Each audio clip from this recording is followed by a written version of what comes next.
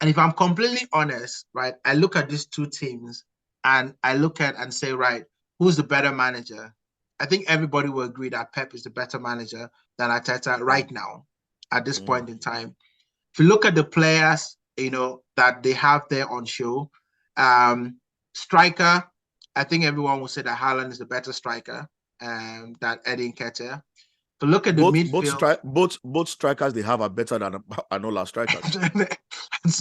so you give them the tick in that department, in the striker department. If you look at the midfield,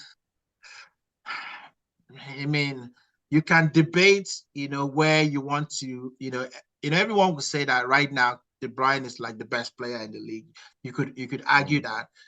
Odegaard is not hitting the heights that he was hitting before, but I guess every player has that. But if you look at that midfield, I will give them a slight edge in that midfield, right, over Arsenal. If you look at the defense, I'll probably say in the defense, centre backs, right, I might just give Manchester City the edge because Ruben Diaz, if he plays, and Laporte, if the two of them play, I think they're much better players than Gabriel and Saliba. The way I would give us the edge is at the fullbacks because I think I would take Zinchenko over Nathan Ake or any other temporary fullback that they have. They've taken Cancelo. If Cancelo was still there, I'll be saying that Cancelo is right up there. On the other side, I'll probably take Ben White right now against whoever it is that they put on the right. So on paper, this game, we shouldn't be winning this game, really. But Man City have not been in the kind of form that you would expect them to be. But would I be surprised if we come out of this game with a draw or a loss? I wouldn't be. Because I feel like the two teams play very similar, and it might just be exactly like it was in the FA Cup game. It might be down to who makes the less mistakes in this game to determine who wins. So if you are agreeing that Arsenal is not the best team in the league, why are you so critical of the team, thinking they should be winning the league? Well, the reason why I do that is because, one, we don't play Man City all the time, right? We only play them twice. So, but they're expected to pick. They are going to play the same teams as Arsenal. Yes, but we are better than some of the other teams we play. Yeah, no, it's us and City now, not the other teams. No, but that's what I'm saying to you. They should pick a lot. Let's assume we pick. We can lose at 2 games against City and still win the league. Do you agree? That's an assumption. What I'm saying, what you just alluded to now is City is a better team than Arsenal, right? Yeah. So let's assume that we get the same points from every other team in the league, but City will beat Arsenal because you agree that they are better than Arsenal. So why should Arsenal be winning the league? So anybody Arsenal can beat, City should be able to beat as well.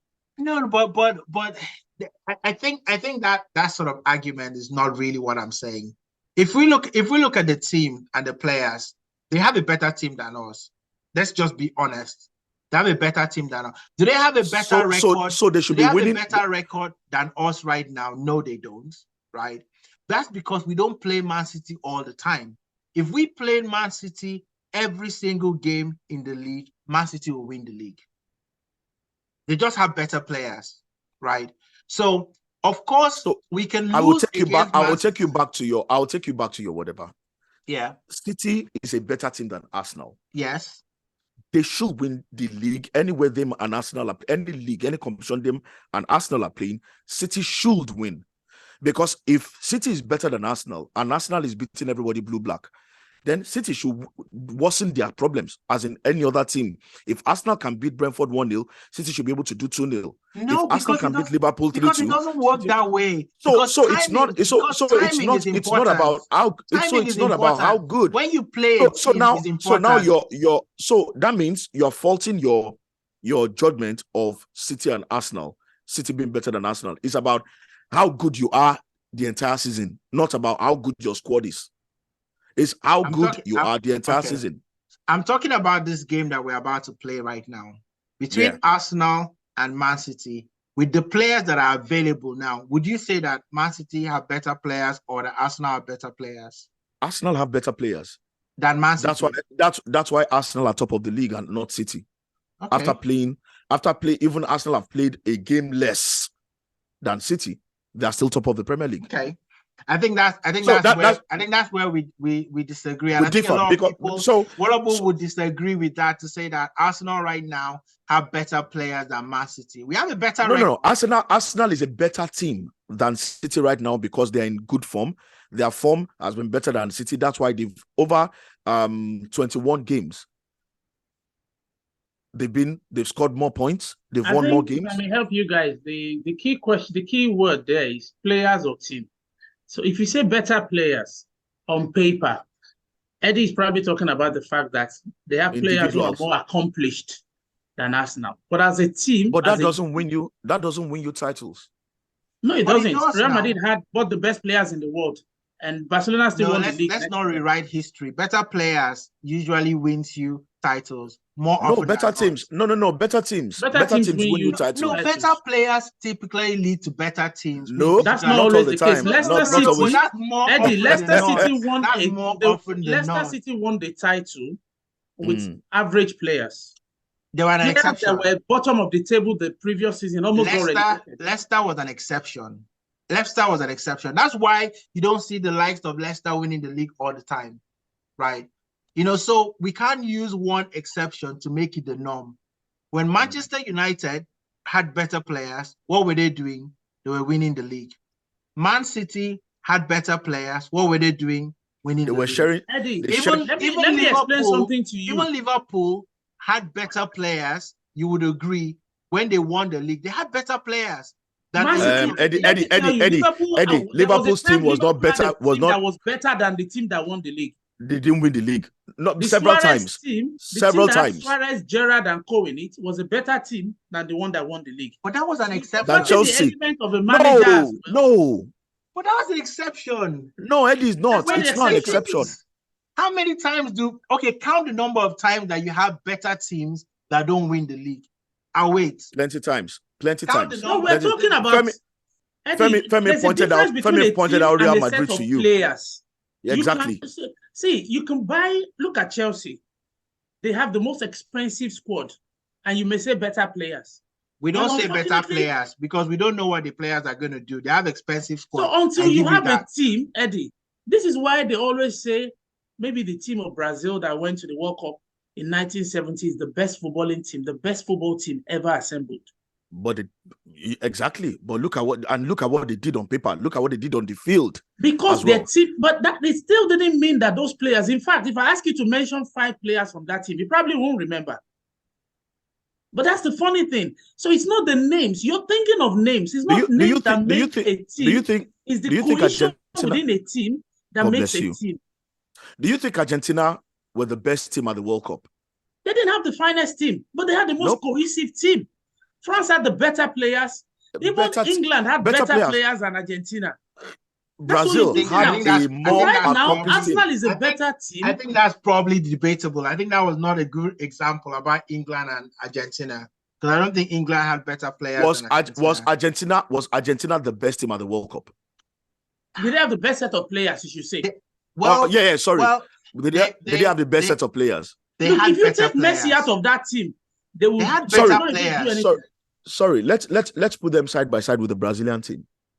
Okay, let's put them side by side with the Brazilian team. The Brazilian team had a better team, a better set of players than Argentina. But the Argentina team, they were driven, they were more united, they were more balanced.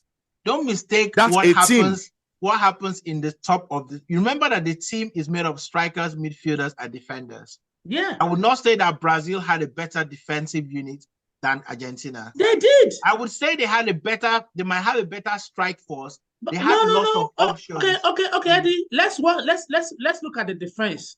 They had they still have 2 goalkeepers that are better than Martinez. If you were going to pick 2, if they gave you the chance, Alisson and Ederson and Martinez.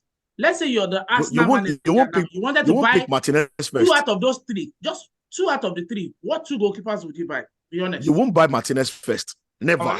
Let's keep going. Martinez is just one player. Well, let's go. Okay, go to the right back. Yes, go to the right back. Yes. So who is the Argentina right back? Right back was a guy called Molina. Is it Molina? Yeah.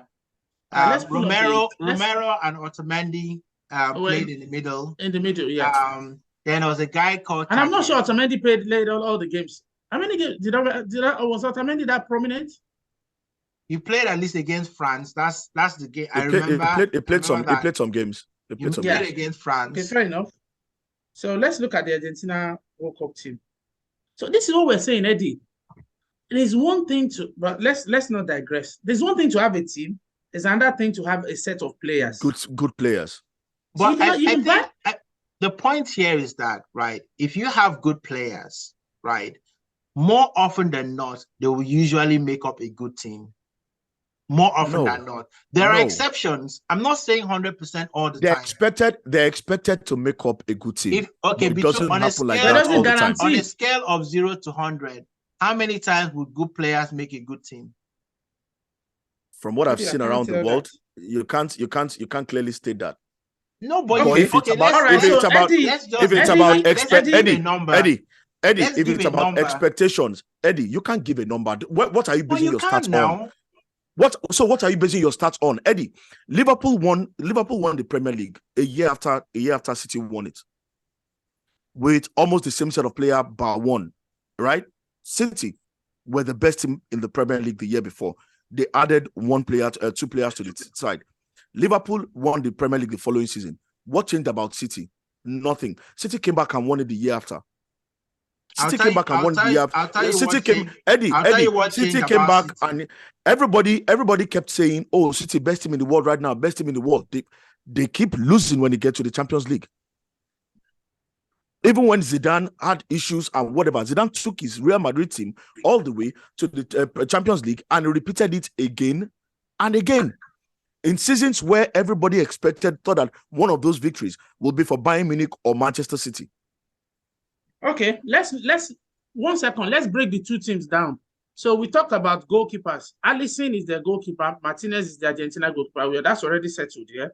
Right back, they've got Molina. Brazil have Danilo. Between Molina and Danilo, who would you go for?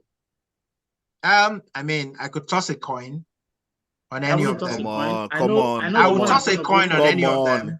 Okay. Come on. Between, let's go to the middle. Romero and Thiago Silva. Who is the better player? Who is the more accomplished player? We're not saying accomplished. Better player. I'll take Romero. Okay, you're already biased. So is there any point? It's clear. It's clear. Eddie's very biased. Between Romero and Silva. I'll take Romero because Thiago Silva is old, right? So Silva is old. He just renewed his contract at Chelsea. Eddie, there's nothing. Eddie, forget his age. Forget his age. We're talking about the better player. Forget his age. We're not talking about his age. We're not talking about his year. How many years do we expect him to play more or whatever? We're talking about what he's delivering. Exactly. Thiago Silva is heads and shoulder above Romero. Above this guy now. Why are you doing like this? Do we have this argument when you're already biased? We shouldn't. No, I'm not biased now. I'm not. Yes, biased. you are very biased, Eddie. Let me call Simi. Come here, please. Between Thiago Silva and Christian Romero, who is the better defender? Thiago. That's a 9-year-old. That's a 9-year-old, Eddie. You can go. That's a 9-year-old. What is wrong with you? I've been listening to you having the conversation. Okay, mention one other player. No, they didn't. So, Uncle Eddie said Marquinhos and Otamendi. In which world? Who would you take? In which world? No, we're asking you. You're the one disputing the team. No. I want to ask you. I've said don't ask me. I do the question. Who would you take? Who would you take? Eddie, please don't ask me. I'm asking you. Who would you go? Who's the better player? Eddie, you are the one. Take Otamendi. Why? So Otamendi. Who would you take? You take Marquinhos over Otamendi. 100%. This is a PSG guy. Come on. What is wrong with you? And you're comparing him to an Otamendi that is Otamendi that can't even get a shirt in his team. I'm wondering, Eddie, have you watched Otamendi in recent times. What do you mean? Have I watched Otamendi? in This is recent why I times? said Eddie is already biased. In I'm fact, not. I'm when I not. say I'm not. between I'm not Neymar biased. and let me see. Okay, we can say Otamendi, Neymar and Messi. Otamendi, when he was playing But for Manchester Vinicius United Junior and Manchester and City, Julian Alvarez, between Alvarez of Man City and Vinicius Junior. and Vinicius Junior, who would you go with? oh, Vinicius Junior is a better player now. So really? Wow. But you're making it Wow. look like I'm like